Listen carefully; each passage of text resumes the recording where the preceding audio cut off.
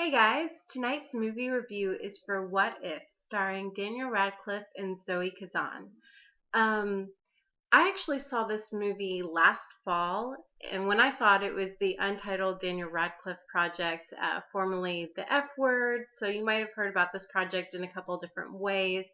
Um, Precursor, this review, I was totally planning to see the movie again this weekend now that it's out. But my nephew was born on Friday afternoon, so my life has been at the hospital the last couple days. I haven't made a chance to see it yet. So this review is based on what I saw in the fall. I don't think they really made any major changes to the film, but if anything I'm saying is inaccurate, I'm sorry. So a little bit about this movie. The main characters are Daniel Radcliffe, who plays Wallace, and Zoe Kazan, who plays Chantry. And near the beginning of the movie, they meet at a house party and kind of have this instant connection. They have some really interesting conversations. It's one of those situations where you meet somebody and you have this instantaneous bond. And Daniel Radcliffe's character Wallace, he's just been kind of like drug around, just got out of a bad relationship that wasn't really quite over. But he meets Chantry and is really interested in her and um, wants to take it further. And you can tell, of course, Chantry is a little interested, but she has a long-term boyfriend. And so the movie starts out with the two of them becoming friends, becoming best friends, and then, you know, can a guy and girl be best friends? Is more going to come from this? Is Wallace going to get his heart broken? That's basically what the movie's about. It's your general rom-com. And it doesn't really pretend to be anything else. It is a rom-com. Just a straight up, not like gross male comedy, whatever. Just your typical rom-com. Um, a little bit about the storyline.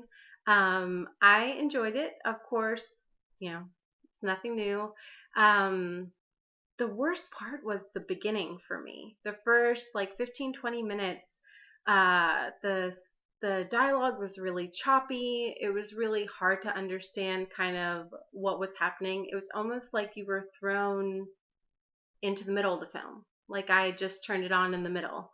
And so I really didn't like that. But once it kind of got through that bumpy section in the beginning and the movie started to flow, the rest of it I thought was fine. That the writing was fine and that the sequence made total sense. It was just the beginning for some reason, and I believe it's still that way now in the theaters. The beginning just had some issues. Um, as far as the acting, I really enjoyed both Daniel Radcliffe and Zoe Kazan. I was a little skeptical about Daniel Radcliffe as being a romantic lead or really as being anything besides Harry Potter because he hasn't done many leading films since the Harry Potter series. But I thought it was believable. I thought he held his own as a romantic lead, and in fact was kind of refreshing because he was shy and quirky and sarcastic and not typically what we see the male in a romantic lead to be. But I thought he did the part very well. Zoe Kazan is a little indie darling. I really enjoyed her in other things like Ruby Sparks, and I enjoyed her in this as well. Um, it was a mixed bag on the supporting characters.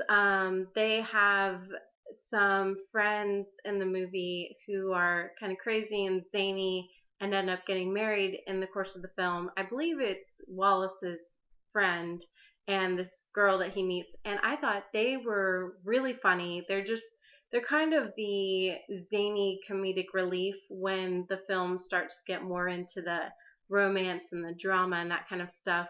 Whereas there were some other supporting characters that I didn't enjoy, like Zoe Kazan, Chantry's sister, who's played by Megan Park. I'd say she was the weakest character. She was really unnecessary. I didn't like her. She really could have been cut out of the film, but she's not, because I still saw her name on the poster. So um, I didn't like her character at all. I thought it was just a complete throwaway and didn't need to be there. Um, and it just, in general, the cast was a little too big. They could have focused on maybe 4 or 5 of the characters more instead of having a cast of like 8 or 9 and having half of those characters be weaker. Um, as a romantic comedy, I mean, it's typical. I don't have to tell you how it ends, but you probably know. But I thought that it was really sweet. It was kind of a sweet, simple romantic comedy. Could kind of turn your brain on not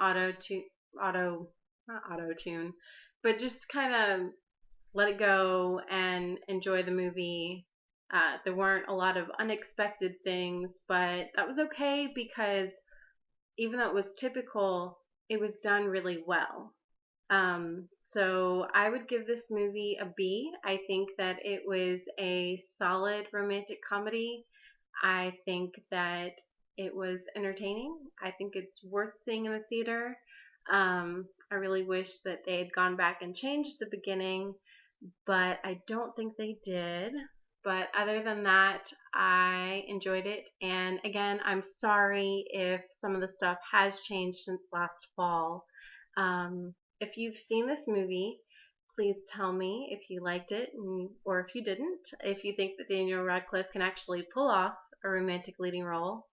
And just, I don't know, whatever is on your mind. And if you like this review, please subscribe below. Thank you guys so much for watching, and I hope you have a good night. Thanks.